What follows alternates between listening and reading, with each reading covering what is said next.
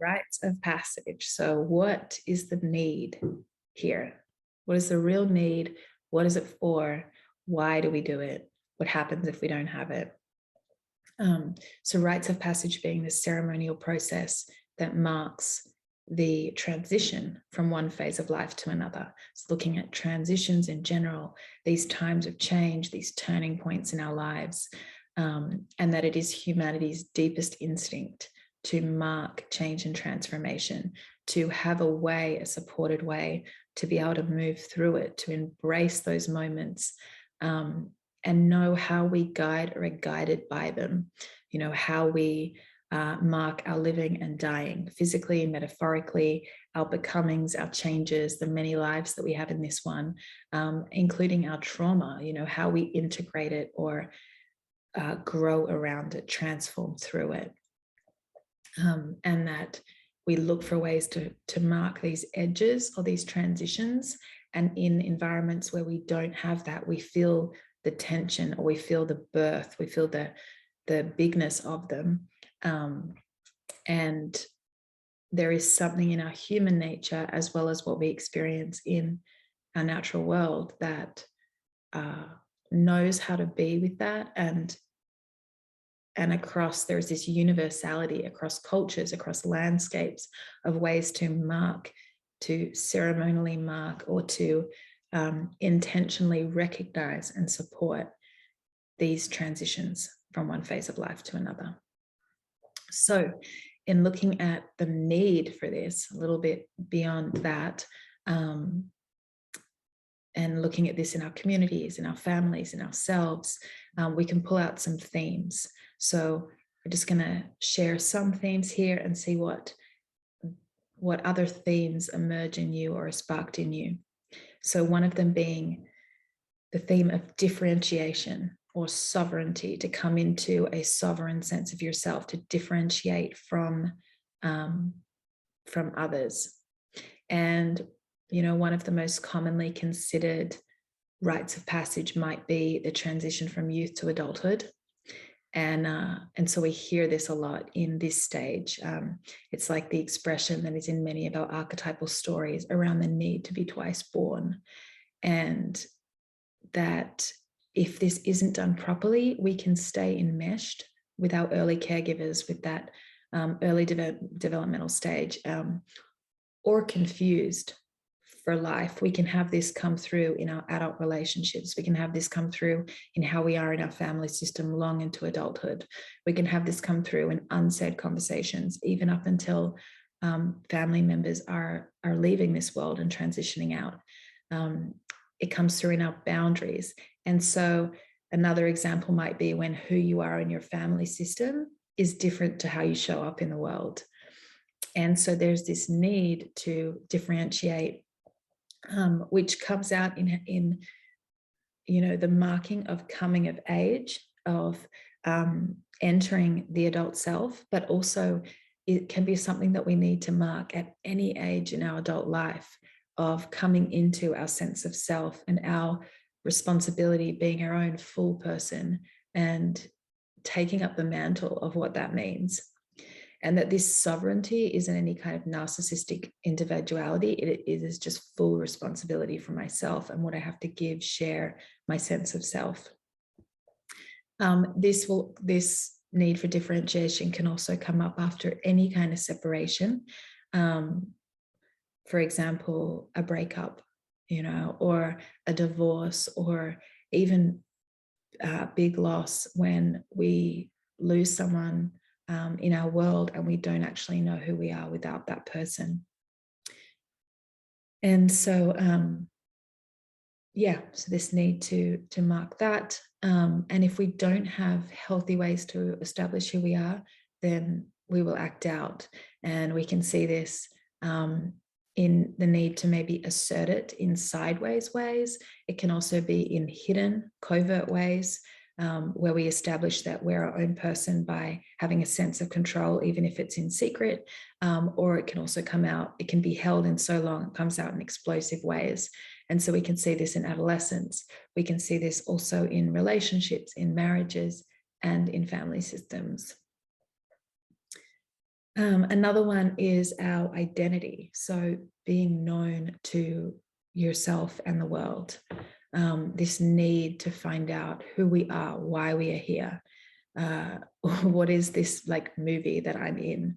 And this need to kind of feel and push up against the skin of life and feel this contact back that helps me define who I am, or find a reference point. And so we often have these external reference points, which is how we learn about ourselves. And rites of passage offer an internal reference point, that we need other mirrors of reflection to do this, and that they provide intentional and deliberate mirrors of reflection that are not distorted or materially based. And in this like quest for this identity, or this need to bring this out, it's also deeply connected to our worth, to feeling worthy, that we have value in being here, and that we have something to give or something to offer, a reason for being and something to contribute to this world. And that as these values come out of these passages, that they are also a large part of our identity, and we need spaces to clarify our values. Another theme here is belonging or inclusivity. And belonging is perhaps a task that we orient around for a lot of over the course of our lives, the great paradox being that we were born into it by nature of being alive. But this need to belong is fundamental to rites of passage. And that this call to belong actually needs a reply, needs a response. Rites of passage is part of that response of saying, yes, here's your place, here you are, we see you, we recognize you, we need you. And it's also human nature to want to earn our belonging. That is how we value and respect our own roles, our responsibility, our place in the whole. And so we want to prove ourselves, or go through a passage, or be taken seriously. And that this is a big part of belonging. We see how deep this need is in gang culture. That the power of belonging is what can hold people in that so powerfully. We also see it in the strength in military culture, what belonging offers them in terms of so much of their world, and also the field of energy around the church or a spiritual group that has a core path. And so with these aligned groups, it really brings up where else this exists in our world. These are good examples, and that we actually need to feel like we belong in a way that we've earned it, that comes from this place that isn't where someone else says, here's how you belong, step 1, 2, and 3, but it actually emerges in us. And that is what a rite of passage provides, or supports in our communities, because it's in the context of people. It is not alone and not isolated. And this is also obviously part of commitment, the power of commitment, and that commitments bring us into life. And that is also huge for our mental health, our existential angst, navigating the messy unknown, and this world that we can't quite control, in terms of having a commitment and having entered in, and having a place. So the next one, another reason why we do rites of passage and what it evokes really is growth. So when we have outgrown a situation, whether that's we have mastered something, or we've grown to another stage, often we need to change up the circumstances in order to really continue to evolve. And so some examples where we might outgrow our situations and go through a letting go and a stepping into something new would be in a job, when we are no longer being challenged or something else is exciting us, or sometimes a relationship when we've gotten to a place where we're no longer growing, or we can't quite find our way through in a way that is respectful or loving, and we need to make a change. And sometimes this is intentional, and other times when we're at that place where we have grown past or through our circumstance or our identity and we cling too much, we can also get kicked out of the nest. So, for instance, I have a friend who's become stagnant in their job, and recently their boss said, "You have a chip on your shoulder." And without, by him not saying what he needed or taking the next step, there's something that's happening in here that's being recognized. So another reason and sort of impact of rite of passage is for empowerment and to know our own capacities and power. So this could be a physical or mental journey. Often we think about surviving something that's challenging, and through this experience of going through it and getting to the other side, we really come to recognize how strong we are. We connect in with capacities or develop new capacities like tenacity or trust or allowing ourselves to receive.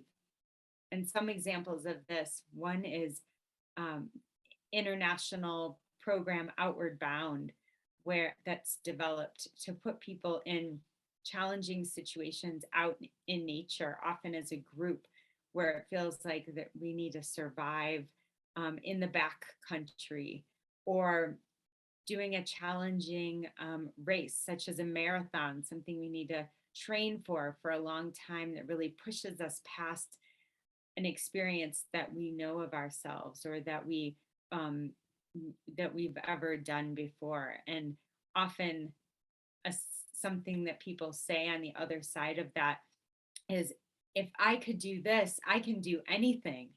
Or if I could do this, what else could I possibly do? Because I never would have imagined that I could have done something this challenging. Another example of ways that it shows up that impacts our sense of power or empowerment, in groups, hazings that happen, whether that's through in gangs or fraternities or sororities or spiritual communities, or experiences in the military where, again, we're getting pushed past what we would imagine we could experience or tolerate, that shows us how strong we really are. Also, not a chosen thing, but surviving a loss, maybe the loss of a loved one or the loss of a physical capacity, or really anything that's meaningful, and at first feeling like I don't think I can survive this, I don't think I can get through. And depending on the circumstance, the process can really bring in a whole nother experience of ourselves, our lives, um, and we get to know ourselves and others better. So another experience of rites of passage, why we do that and what it brings to us, is really to mark meaning in our lives. So when we've gone through a change, again, whether that's chosen or not chosen, sometimes it's developmental or perhaps sudden, doing a rite of passage intentionally can really help mark the transition, mark who I am now, and who I am now that is different from before. It might include acknowledging what was lost. It also might include acknowledging the gifts that we received or that which we learned from the old circumstance, and really marking a conscious and kind of stepping into this new space so that we can really claim what is new, claim who we are in this time and place and situation that is different from the past.